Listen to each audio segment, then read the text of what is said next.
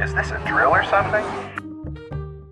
Greetings, Exalted Ones. My name is Dash. With all of the Inquisitors that have come in the lineup thus far, people have been saying, well, there wasn't just Inquisitors, there was an awesome apprentice you're overlooking, codenamed Starkiller, aka Galen Marek, Darth Vader's secret apprentice. Now, obviously, when he appeared in the Force Unleashed games, this wasn't canon, it was expanded universe, and as the new canon has come through, he's nowhere to be found. Unfortunately, that means that he no longer exists. He's out in the ether, and it really does suck because he was a really good, fleshed out character.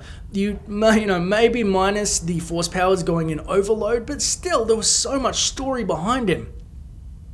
But with new Inquisitors lining up in Rebels and dropping out of the woodwork, it seems, he seems like the perfect character to bring to life for Star Wars Rebels in Season 2. Once the current Inquisitors fall, or maybe they need a little bit of backup, Galen Marek, aka Starkiller, is going to hit the lineup. I believe it's it's just perfect timing, basically.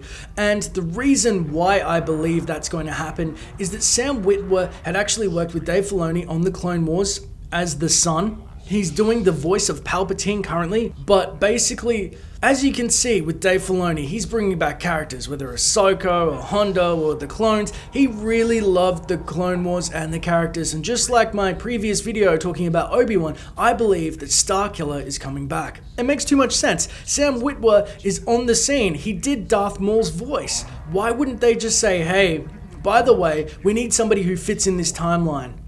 Oh, that's right, Starkiller, one of the most beloved offshoots of the franchise with his own video game. Now, he'd be around 15 years old in the Star Wars Rebels if the timeline was still the same, but obviously because he doesn't exist, they don't have to adhere to this. He could be Vader's secret apprentice that they stumble upon. Obviously, they could just make it that he's a few years older or younger. It doesn't really matter, but he fits in so perfectly to hunt down the rebels, to try and fight them. Now, you're saying, wait a second, Starkiller actually helped the seed of the rebellion begin. He could be a rebel in the end. Think about that.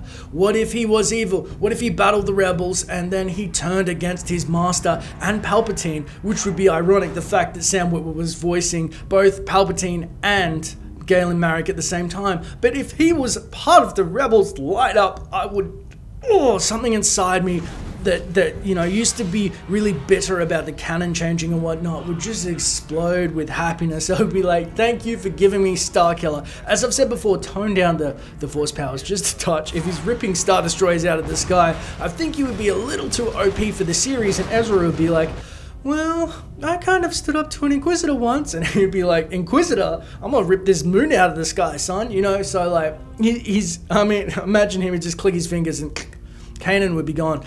I think that he would perfectly accentuate the cast as this brash, young, used to be dark-sided, trying to do good, but still this internal struggle, and then going up against Vader and the Emperor. He may have to be sacrificed, as is with the Clone Wars, the Clone Wars.